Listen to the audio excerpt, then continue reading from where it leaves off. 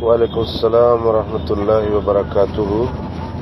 صحیح مسلم حدیث نمبر 773 عن عبد اللہ بن عمرو رضی اللہ تعالی عنہ قال رسول اللہ صلی اللہ علیہ وسلم وقت الظہر اذا زالت الشمس۔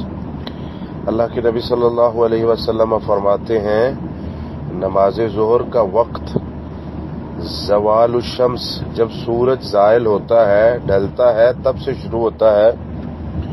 اور وکان دل الرجل کطولہ، اتنی دیر تک رہتا ہے جب تک بندے کا سایہ اس کے جسم یعنی اس کی ہائٹ کے برابر ہو جاتا ہے۔ اس کے بعد عصر کا وقت شروع ہو جاتا ہے،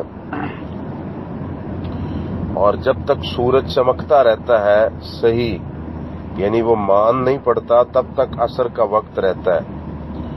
اور اس کے بعد جب سورج غروب ہوتا ہے تو مغرب کا وقت شروع ہوتا ہے۔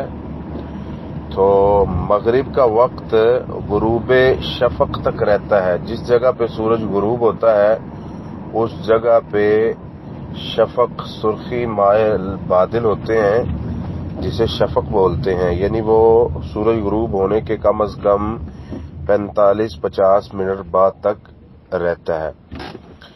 تو جب وہ شفق غروب ہو جائے تو عشاء کا ٹائم شروع ہو جاتا ہے، اور وہ نصف اللیل تک یعنی آدھی رات تک ہوتا ہے، اور پھر طلوع فجر سے لے کر طلوع آفتاب تک یہ فجر کا ٹائم ہے۔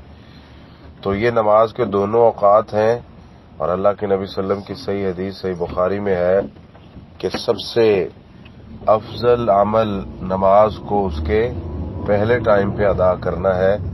تو اس لیے ہم سب کو اول وقت میں نماز ادا کرنی چاہیے۔ اللہ تعالی ہمیں توفیق